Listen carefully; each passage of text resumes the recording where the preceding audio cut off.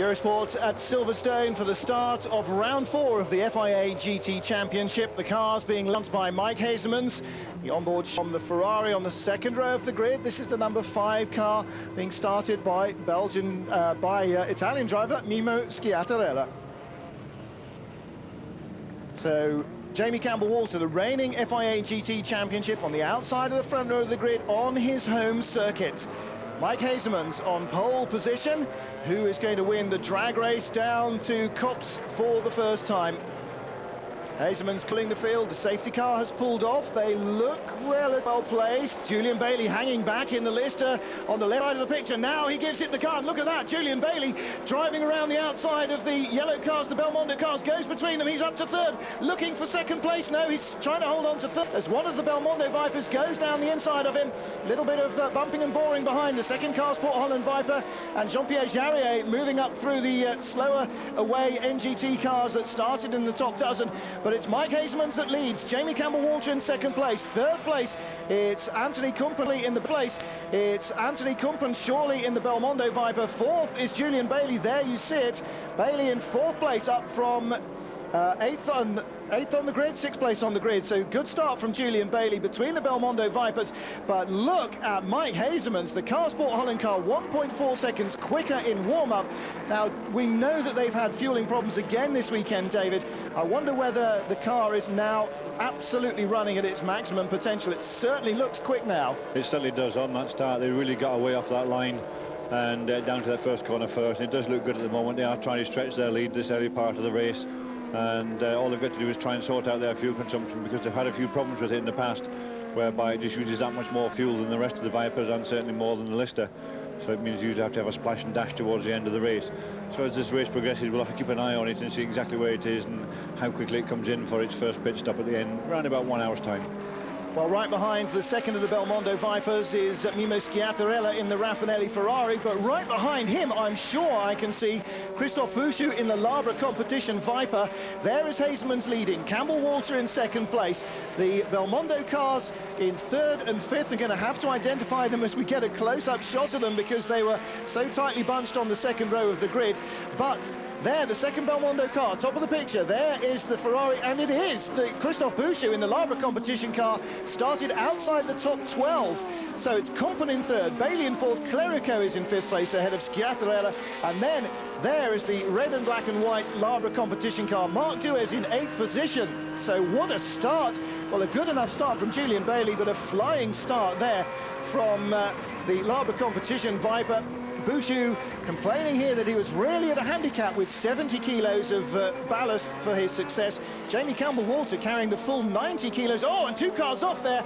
That is the gravel trap at Copse, and that is the Perspective Racing Porsche. That's Michel Neugarten on the right getting out. Neugarten out of his car, and the 51 car, who started that one? That was Bruno Eichmann, the Swiss. Well, David, they're in the gravel together. You always say every picture tells its own story, but I wonder. I just can't work that one out, because these two guys were not together on the circuit. When they crossed the line, they were about 5 cars apart.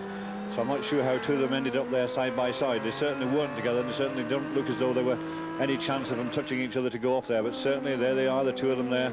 Well, parallel parked superbly, and the snatch crews go into action. So the Copse gravel. Oh, and this is the race leader.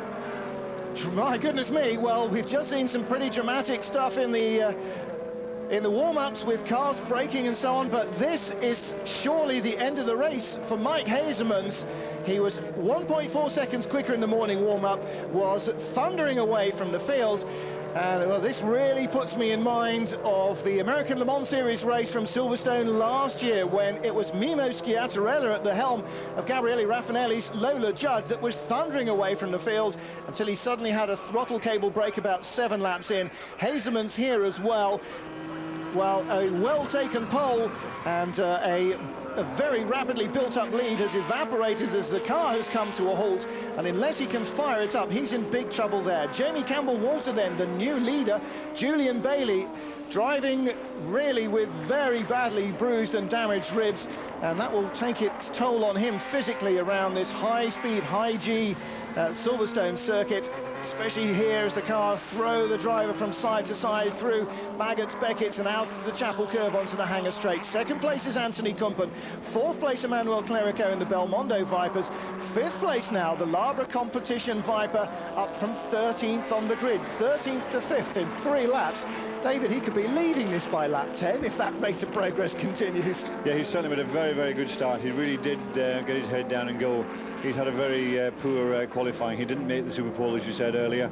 They are carrying a lot of weight in that car, and I think that has certainly affected them. They seem to have got it sorted out during the setting up of the cars, during the qualifying and the free practice sessions, and certainly now in the race. This car looks very strong indeed. They've certainly come from a long way back to be all the way up there, and it doesn't look as though it's going to be very much longer until they're past the Manuel Clerico Belmondo Viper, the blue and yellow one right in front. Yeah, Clerico under pressure, but I think so too is his teammate Anthony Kumpen, because coming down the run there along Farm Straight, I thought that Julian Bailey was looking to think about making a move. He's not close enough at the moment as they come through bridge, but both Belmondo Vipers under pressure from behind. One from this car, the Labra Competition car of Christophe Bouchou, the other one from the number 2 Lister Storm of Julian Bailey. And here are the 2 Ferraris, Mimo Schiattarella in 5, Marc Duez in 6, and they make a glorious sound. The ProDrive team very disappointed indeed not to be here at Silverstone. They were really looking forward. The team have been working 18-hour days on occasion, 7 day a week, every week since Christmas, designing the cars. They started by buying 2 second-hand road cars. They've rebuilt those into these brand new races, the first of which was due to debut here at Silverstone and take on the Raffinelli pair. And the ProDrive car looked absolutely fabulous. They were confident at least of coming out and waving the flag, but unable to do so. Now, this is a replay of the perspective car, Michel Neugarten going off, and there into the dust, I'm sure, must have been the other Porsche of Bruno Eichmann. So Eichmann, well, it happens occasionally, doesn't it, David? Something happens ahead of a driver, just distracts you right at that critical moment. Neugarten there, going off backwards, crunch, crunch, crunch, and suddenly, whack.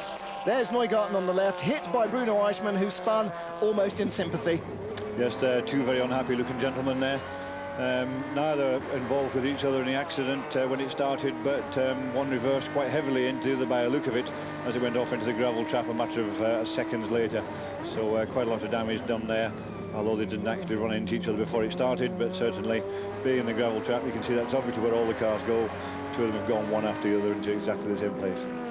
Ferraris 5 and 6 now reversed to 6 and 5. We're on board there with Mimo Schiattarella. He's in the number 5 car, being passed by his teammate Marc Duez. We saw that lining up essentially at the end of the last lap. Duez right behind him as they came through this section here, the stadium section as they call it at Silverstone, because they don't like the word infield or complex.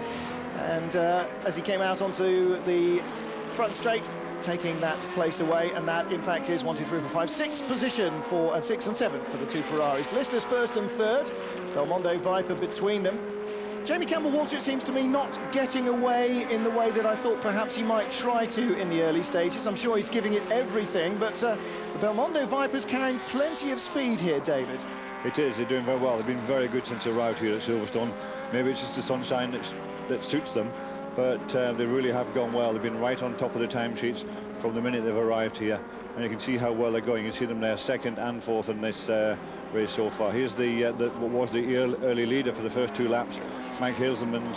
He's looks as though he's getting out of the car, the helmet's off, the door's open. He's probably finished talking on the radio to his team back in the pits. They've decided that whatever it is, there's nothing more they can do, and they will have to retire it. NGT class leader, the 77 Red Bull racing car. This is Luca Riccitelli, right behind him Fabio Babini. Now, we didn't see Fabio in the FIA GT Championship last year. He's really turned up trumps this year for Art Engineering in their Porsche. He's been the fastest NGT car on Super Pole at Monza. He's been a regular front runner and a real addition to the battle. Last year, of course, started off that the Red Bull car was fastest. In the end, it was the Labra Competition Porsche that won the championship. Now, that car, the Bouchou car, is, well, still there, but Bouchou himself has moved on into the Viper in the GT class. And, well, if the RWS team thought they were going to have it on all their own way. The Art Engineering squad have stepped up to the plate to take them on, and they're lingering in third place is the pole car, the Ferrari. Now, they had a bit of an uncomfortable start as I was watching them going into Copse, and I think the Ferrari, one of a number of cars, and I have to say, although I didn't see it, I would suspect that Eichmann and Neugarten were also tangled up by other drivers. Tim Sugden, incidentally, in the MK car, pushed right down early on after a Copse corner tangle with another car.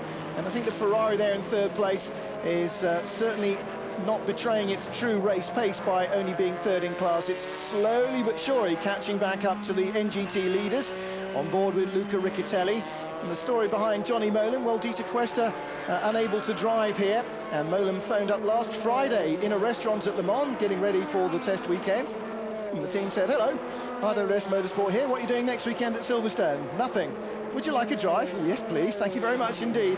So, quick clearance call with Herbert Amfra, the Porsche Motorsport boss, and Johnny Molan finds himself in a car that he's fairly familiar with, but he says these FIA GT cars, because they're slightly different ruling, as we explained yesterday, slightly different in handling from the cars he's used to in the American Le Mans series, so slightly softer and a bit choppier and rolling a bit more, but I'm sure after practice he's very much up to speed with the car. So there are the lead trio in NGT. Fourth place is the Labra competition car. You can see it just at the back of the shot, but Christian Pescatori in the Ferrari, very quick indeed all the way through practice. Really little question that the Ferrari is the quickest car on a single lap on the track at the moment. And Pescatori really running very hard indeed to catch up to these leaders before they get away. Out front, it's still Jamie Campbell-Walter easing away. And Anthony Kumpen in second place in the Belmondo Viper, Julian Bailey in third spot. As we ride on board with Riccitelli, no indication in his mirror of anything up the inside, perfect line. Oh, and look at this, Julian Bailey in the background, all over the back of Anthony Kumpen as they came across the line, nothing between them. Well, that was last lap, 0.1 of a second between them, and now Julian Bailey makes the move into, oh my goodness me, wheel to wheel into Copse. Kumpen's got the inside line into Maggots, but as they turn right, Julian Bailey takes the lead into Beckett's of this little battle. He moves up to second spot, and out of the Beckett's complex he will come onto the hangar straight in second place. Anthony Kumpen in third, Emmanuel Clerico in second. So it's Lister's first and second, Belmondo Vipers third and fourth, Ferraris sixth and seventh, and between them is the Chereau Viper. More after this. Sport Holland car that took pole in Super Pole runoff on Saturday and led the early going. And replay here of Julian Bailey. Well, they don't come much closer than that. Kumpen wasn't going to give up second place without a fight, was he, David? No, he wasn't. He came out of there, he knew he was a little bit slower coming out of Copse. He got into it at a slightly wrong angle, trying to keep Julian behind him. And Julian got the run out while he was on the outside around this gentle left-hand Maggots kink. He was certainly on the right-hand side to turn into Beckett's the right-hander, so he took the lead into there. He can carry a lot of speed in through that corner, and Julian made it count. He knows the circuit extremely well. And there he is up into second place overall.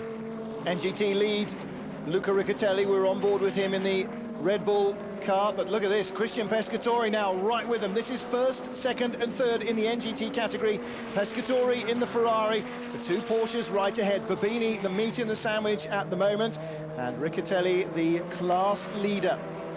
So 7 laps in at Silverstone.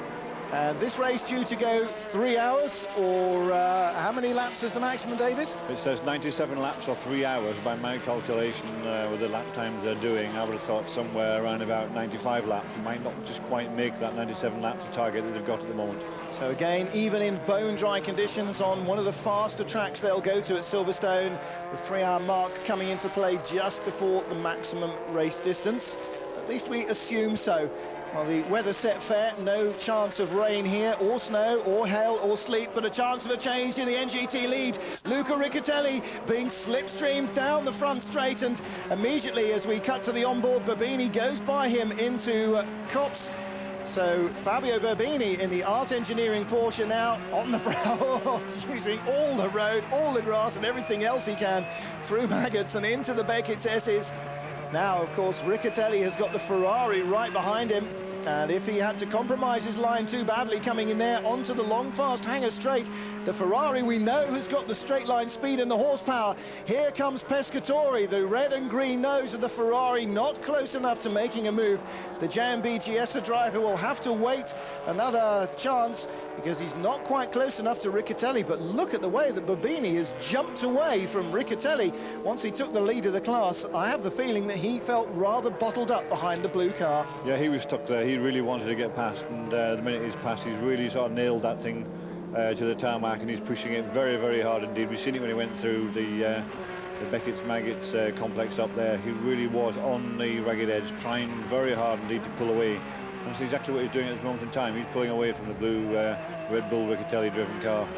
And I'm sure he knows that he needs to get as much space between him as possible, because right behind him is that little red, white and green Ferrari. Now, the Ferrari we know is very, very quick. It has been on pole position for the NGT class this weekend. It's been quick all weekend, and we know it's very good at doing the race distances. These cars generally have to have 2 stops. 1 stop for a full tank full of petrol, the second one for a bit of a splash and dash. But the little Ferrari there in 3rd place, it needs only 1 stop, so it can save itself quite a lot of time. Something like to get in and out of the pits and a dash of petrol, that'll be something in the region of 40 seconds. So they can save that amount of time during this race, providing nothing else goes wrong. But with 3-hour races, you never know what can go wrong. Something might have a problem, or a puncture or something have to come in which case it will all change around. Look at the way the battle's seesawing. 3 corners ago, Pescatori was breathing in the exhaust fumes, hot and fresh out of the back of the RWS Porsche. Now look at him, he's half a second back. And incidentally, that's Sebastian Dumez in the red, white and black car. You can see right behind the Chirot Porsche in 4th place in the class. And again, David, what a chassis this Ferrari has got. I was talking to Johnny Molam about it. He said last year when he was racing, it didn't have straight line grunt. You could pull out and go by him in a straight line, but you always knew in the twisty bits it had a great chassis. Just look at the way he caught the Porsche there through Maggott's and Beckett's, and that is such a giveaway. This thing has got a fantastic chassis under it, and the Porsche isn't slack at that either. The Porsche's renowned as the leader in this class. It always has been for quite a few years, but eventually they've got this Ferrari to work very well. You've got to remember it's a mid-engine car rather than a rear-engine car that the Porsche is. Porsche's got the engine hanging over those rear wheels out the back. The Ferrari, it's in front of the rear wheels, right in the middle of the car, and they've got a fantastic handling car. They've obviously done a lot of work over the winter with the engine, so now the Porsches can no longer simply drive past it in a straight line. Don't get me wrong, I think the Porsches are still very, very quick indeed, but the Ferrari now able to give it all and be right there and try and win these races like it did in Magny-Cours. Mike, unfortunately you had to retire in Magny-Cours with fuel problems, and it looks as though your race is over here. What happened? The problem was that I think the alternator, just the warm, when I did the 1 lap, the volts were coming down. Normally you have 13.5, 14 volts, and it went to 12, 11.5, 11.10. So I think there is a problem, I don't know. And I just didn't have any power anymore. Thanks, Mike.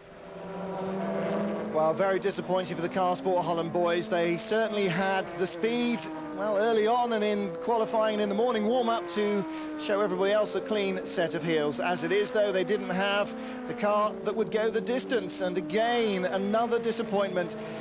Twan Hazeman saying this weekend, well, let's hope for better fortunes at Silverstone. He said, we just don't have luck. Well, they do, but the only luck they've had so far has been bad, and that's not the kind you need. Julian Bailey and the Lister Storm in 2nd place. Jamie Campbell-Walter and the Lister Storm in 1st place. Lister looking well poised at the moment, and there's about 3 seconds between them. Anthony Kumpen in 3rd. He's about another 4 seconds behind Bailey now. 4th, Manuel Clerico. He's nearly 8 seconds behind his teammate in the number 11 Belmondo Viper as the leaders go through the slower back markers, and Bailey very close indeed to the Porsche there. I'm sure that won't have pleased Julian at all as he's trying to rattle on. And, well, Clerico now starting to close a little bit on Kumpen and on that last lap. Maybe again they've been held up by traffic. Incidentally, if you want to know the difference between the Listers, that head-on shot of Bailey showed that around the bottom of his splitter, the number 2 car has got little day-glow flashes. That's the only distinguishing mark between them. The Belmondo cars have all got little day-glow corners in the windshield. Little green one there on the 11 car, little pink one, day-glow pink on the 10 car, and day-glow blue on the 12 car, so you can tell those while you zip your anorak up. Still behind them, in 5th place, Christophe Bouchou in the number 7 Labre Competition Viper. And then the Ferrari still 6th and 7th, Duez ahead of Schiattarella. There's Duez, Schiattarella some way behind. In fact, David, the full length of a run there from Abbey down to back up to Club Corner. So dropping away, and I'm not quite sure what the difference between the Ferraris here is, but Schiattarella doesn't seem to have the speed that the Duez car has got. I think Mark Duez is well used to this circuit. He's been here a few times. I've raced with him on this circuit many years ago. Very experienced driver, driving very well this year with this Raffinelli Ferrari, and he's certainly making it count this weekend. He came from behind, he managed to get past his teammate and pull away from him. And you can see him is catching the Bouchou car. Remember, the Bouchou car is the car leading the last race at Magny-Cours and won there, so it's carrying a lot of weight, we know that, but it made a very good start at the beginning. It came from well down and up to 5th place, and now Dewey, who was left a little bit sort of stranded at the beginning, I'm not too sure, he's managed to get himself into gear, and he's pulling back all that time at the moment, and there he is up in 6th place. Well, look at that. Despite the best efforts of Christophe Bouchou, the Viper stepping out at the back already as he pushes on through Maggots and Beckett's. And David, surely that not a good sign so early in the race, you know, just 10 or 11 laps gone. Oh, and this is a problem for the Wolfgang Kaufmann Freisinger Motorsport Porsche. They're looking under the car, they've got the wheels off. Now, that bit behind the driver, obviously, is engine and gearbox. So he has got... we're hearing that he's left oil on the circuit, so he's got an engine or gearbox leak of some kind. I rather fancy that might be a pretty early end to his race. Now then, this is the Ferrari ahead of Luca Riccitelli in NGT. There is Babini, there is the battle for second. Three-way, goodness me. Nearly 3 cars abreast there on the straight. Riccitelli with Dumes all over the back of him, and with Pescatori fighting his way past. So Luca Riccitelli is losing places in NGT. The leader just 5 laps ago, now down to 3rd place, and even that under threat. The RWS Motorsport driver will not be pleased with this sort of retrograde step. On board again, and out of Chapel Curve onto the Hangar Straight. And then just sit with your foot buried and wait and watch the mirrors and watch the Dumes car inexorably grow fractionally larger and fractionally larger until he dives out down the inside, but just not quite close enough that time. Oh, these cars very, very evenly matched. All these Porsches are basically the same car that come from the Porsche factory. When you go and buy a race car from them, it's like buying a road car. You go along, you pay your money, they give you the car, and they hand you a key for it. And race cars normally don't have keys. They've got big red buttons, or that you can either twist or turn or push or whatever to start it. But no, these racing Porsches start like a normal road car. You get in, you turn the key, and away you go racing. Put some numbers on the side, and that's it. These are obviously well-developed cars, been racing for a while, and they're at their best. But very, very quick indeed, and they're really using all of the road. We noticed previous meeting, watching the 77 Red Bull car, it really is all over the road. They really drive it very, very hard indeed. They are hustling it around the circuit, and it's the same here as we watch from on board. We can see right to the inside, cutting across the curb on the inside, nearly hitting those posts, and all the way to the outside as they come out, using every inch of tarmac available to them around this Grand Prix circuit at Silverstone. And he needs to, doesn't he? Because Sebastian Dumes, the former single-seater star, all over the back of him, giving Luca Riccitelli a very hard time indeed. Dumes angling for this position. He can see Fabio Babini and Christian Pescatori, the Italians, who are 1st and 2nd in the category, easing away, and he doesn't want them to escape too quickly. And if Riccitelli, the 3rd Italian in NGT, can't stay with them, then he'd better get out of the way, because I don't think that Dumes is going to want to wait very much longer. Incidentally, about those posts, they're not solid steel set into concrete. They are flexible, flappy things. You can actually hit them without doing too much damage to the car. The clerk of the course might want a word with you later on, though. Oh, and replay there, on board with Christian Pescatori. That's how it happened. Priory into Brooklands, a little short stab. Oh, and just a little rub there between the two of them, because as you dive deep into Brooklands, the car behind can chop back and try and go around the outside into Luffield. That's exactly what Riccitelli did. So that little onboard replay tells its own story, David. Great opportunistic pass there, I think, by the Ferrari driver. Oh, and in the pits, somebody with a blown tyre. That's the 24 Viper. Viper. Now, that's not one of the front runners, the racing box car. Gabriele Matteuzzi, though, picking up a puncture, so maybe there's some debris out there on the track that the leaders need to know about. As it is, Jamie Campbell-Walter continues from Julian Bailey out front, and they are pulling away from the field in traffic. They'll have to be careful. And in fact, I think Jamie's lead is coming down a little bit as they're in traffic. Julian Bailey now only 1.7 behind him from something closer to 6 seconds earlier on. Traffic is holding up the race leader. Join us for more action in a moment. 3 motorsport. Number 5 Ferrari with a broken right corner, and that's as a result of that flat right tyre. Now, this is where it all starts to delaminate very badly. There's precious little left on the rim. David, that's in danger. Well, luckily it's disconnected itself, but in danger of ripping off the corner of the car. Here is the 77 Red Bull car in the pits as well, Luca Riccatelli. He's been across the grass at Maggots and Beckett's, and as we pointed out earlier, lots and lots of newly mown grass. Look at this in replay. Just look at that. Much less bother than a hover, but it certainly overheats the Porsche. Those radiators all around the front, all he's got to cool the car down. Well, not too shortly afterwards, Julian Bailey catching Jamie Campbell-Walter, courtesy of the leader being held up by slow back markers. And we saw it at Magny-Cours, David, the two cars wheel to wheel, dicing for the lead. Here we go again. Yes, we've seen it there, and they had the overtaking manoeuvre there down into the hairpin, the Adelaide hairpin at Magny-Cours, and it looks as though it's happening again here. Well, the two listers nose to tail. Julian Bailey coming into the pits behind Jamie Campbell-Walter, as at Magny-Cours again, stopping almost exactly right on the 1 hour mark, and both together.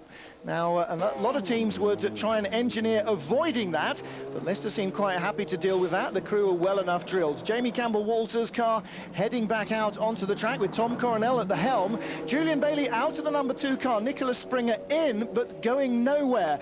Now, it's an electrical problem. The car refusing to restart, and they are trying desperately to find out what the deal is. It won't turn on the starter, so new battery, and in fact 2 new batteries being tried in the car to no avail. Eventually the car retiring. So in comes a smoky number 6 machine, the Ferrari, and this stage being driven by Mark Duez's teammate. Duez had handed it over to Gunther Blielinger, and just a few minutes later the number 6 car back into the pits, smoking with an overheating problem. And again, potentially, well, the team not sure whether the overheating led to an engine problem or an engine problem led to the overheating. Tom Coronel leading into the second hour, plenty of battling behind, and this is Jean-Philippe Belloc in the number 7 machine, passing the number 12 Viper. Now, that car had already been into the pits with overheating problems after running off onto the grass and blocking the radiators. The 11 Viper had had problems where the bonnet came loose. They stopped to fix it and were then black flagged as it threatened to fall off. Tom Coronel coming in for his regular pit stop after 1 hour and 40 minutes of racing. Jamie Campbell-Walter stood there in the helmet, ready to take the car back out. And that meant that the number 7 machine was now the new leader. Winners last time out in France, threatened to win at Monza. Could the Labre competition car do it again? Well, the Lister Storm team were going to do everything in their power to stop them, especially here at Silverstone. As the number 1 car went back out, the number 7 car came into the pits just after the 2 hour mark for their final pit stop. So the number 1 Lister Storm back into the lead, but this had already boiled down into a 2-horse race. Lister versus Viper, and it was the Lister Storm of Jamie Campbell-Walter and Tom Coronel versus the Labre competition car. The Belmondo Vipers, by this stage, none of them really in the hunt. In the NGT class, well, the battle continuing all the way through between the Ferrari and the 54 and 77 Porsches. The lead trio had been swapping places all the way through. The Ferrari leading after 2.5 hours, and at that stage, Johnny Molam in 3rd place in the 77 car that he'd inherited. 3rd place in the class, incidentally, 13th overall from Luca Riccatelli.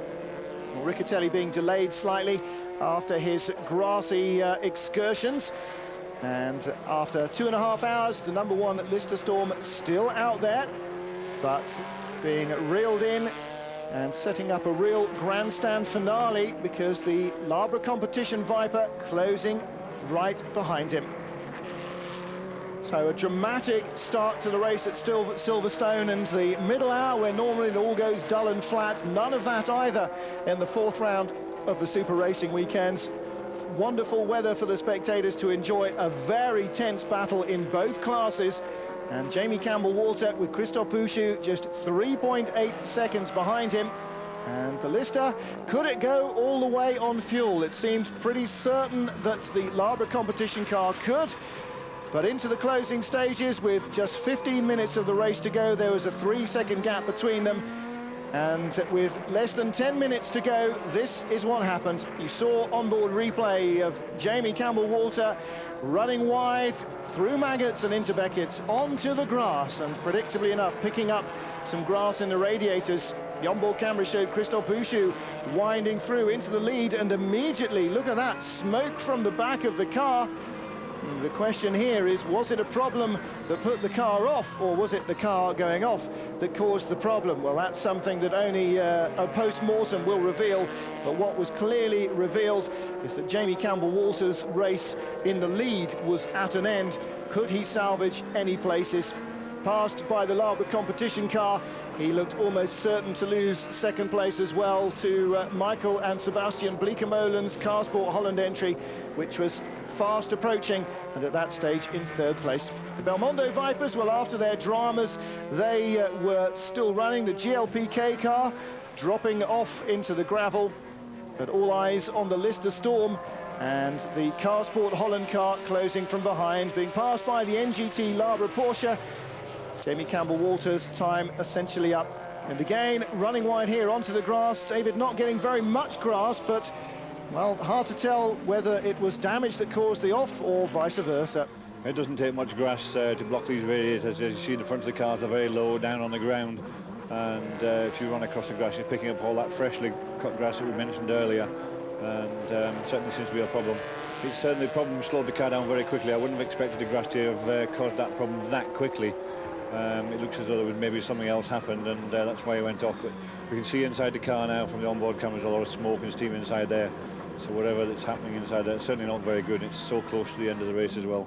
Well, we all know the smell, don't we, of steaming, scalding hot gearbox oil and engine oil. And as the car comes to a halt, Lawrence Pierce leads the assault and throws himself at the car so dramatically. In fact, I think he's hurt his leg as well doing so, pulling all the grass out. But it must be more than that. I really can't believe that just that tiny little run onto the grass would have the car immediately going down the hanger straight, smoking so dramatically.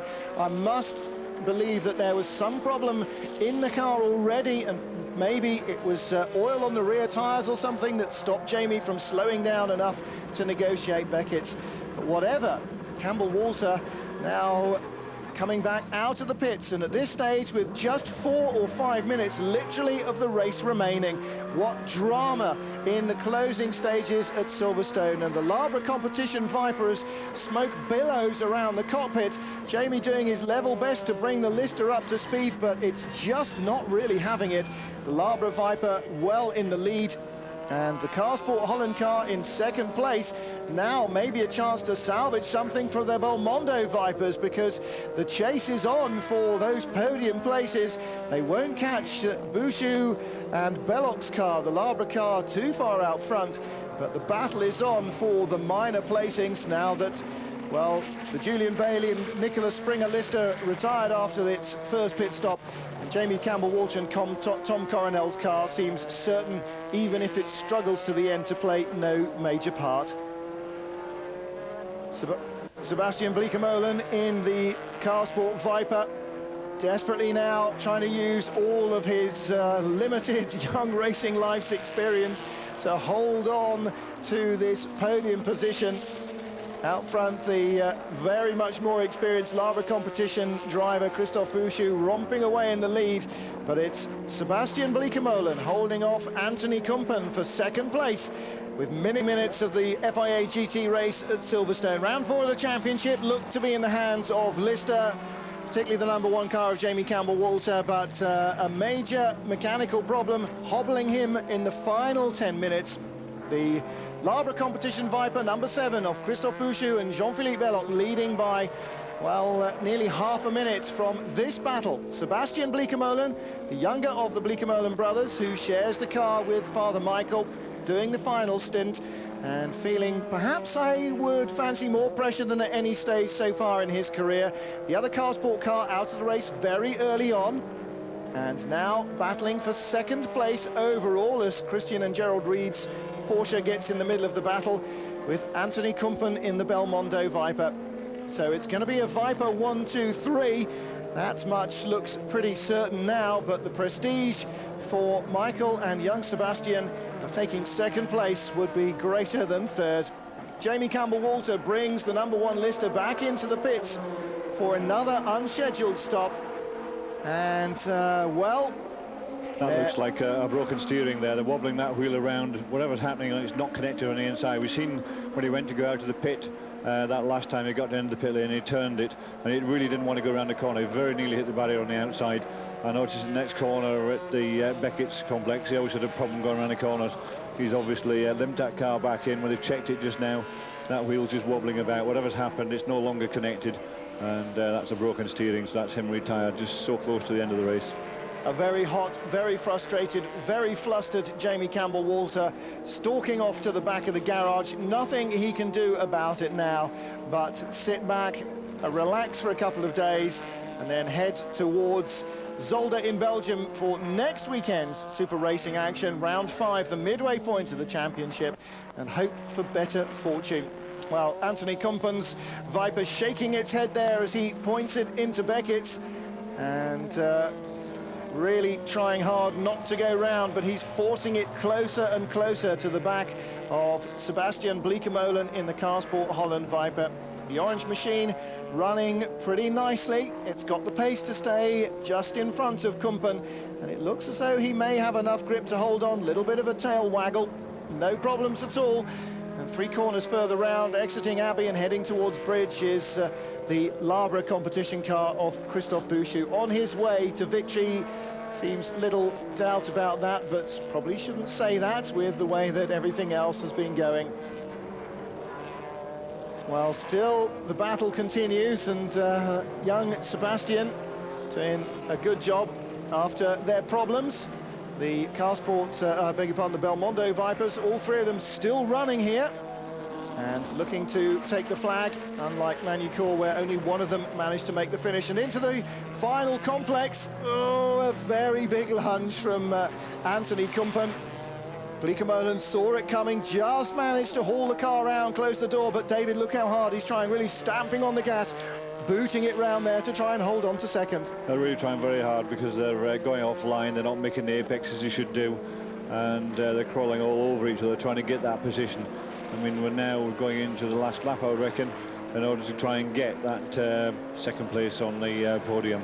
So these 2 guys should have a podium place on the basis they both finish, but which way around it's going to be, I would not hesitate, I guess, until right at the very end of this lap. Well, once more the drama at the front of the field, and the NGT battle being led by the Ferrari. Christian Pescatori back in the car for the final stint, and he's holding on to that lead. There is our overall leader. So Christophe Bouchou once more making the final few turns of the Silverstone Grand Prix circuit. It will be on the 3-hour mark. They're getting ready with the checkered flag for him. There is Sebastian Bleekemolen, and there is our NGT leader, the Pescatori car just being passed by the number 12 Belmondo Viper. And as they come around the Sebastian Dumez car, a last chance for Kumpen. Well, maybe last but one as they come out of the Vale. Potentially still a chance at Abbey, and then into the complex for the final time. Well, what can they manage? It's going to be real edge of the seat stuff, and after the disappointment of Mike Hazeman's car retiring, leading after just 3 laps, You just know that the Carsport Holland crew will be clustered around the monitor. Christophe Bouchou coming across the line. Well, that much is taken as read. He will win here. Round 4 of the championship for Silverstone. 2 on the trot for Labre competition, but the battle for second place behind him is going to be very close indeed. The checkered flag awaits. Who will get it first? Sebastian Bleekemolen holds off Anthony Kumpen into Luffield for the final time. Kumpen will have no room now for the drag race to the flag to get past Bleekemolen, unless the Dutchman misses a gear change, and he keeps it clean to the line. Sebastian Bleekemolen takes second place for Carsport Holland, rescuing the team from the depths of despair as they saw the lead car go off after just 3 laps with a mechanical failure. And third place for the Belmondo Viper. Anthony Kumpen gave it everything in the dying minutes to try and get a 1 step higher up the podium. Couldn't manage it. In the NGT class then, it's victory for Christian Pescatori. The Ferrari doing its 1 stop as against the Porsches, 1 and a splash. And Pescatori and David Terrian driving superbly. Barely a missed beat after the first corner incident that dropped them down the order. And the Ferrari 360 Modena, the 62 car, the JMB GS team, really very much a force to be reckoned with in NGT now. Their second consecutive victory for the Labre Viper as well. Lister failed to score with either car. That means that the Labre team will take the lead of the championship. And David Leslie, that race at Silverstone, the result at Silverstone, putting a very different perspective now on the way the championship is running. Last week, the FIA were looking at Lister to put an extra restrictor on the car because of their success. Now, perhaps they might have to think about doing the same with the Labre car. The success was there. Winning in NGT. And confirmation then of the result. Bouchou and Belloc from Bleekemolen's father, Michael, and younger son, Sebastian. Clerico's car in third place ahead of Vos and de Richebourg. Naspesi and Schiattarella, despite their puncture, taking 5th in the Ferrari ahead of, Clerico and De Forney rather in 6th position. Then Terrian 7th overall and winning NGT from the Babini and Moccia car, with Riccatelli and Johnny Molam 3rd in NGT. Now Tim Sugden and Steve. So he flags them the way for the start of the warm-up lap, and led for the first time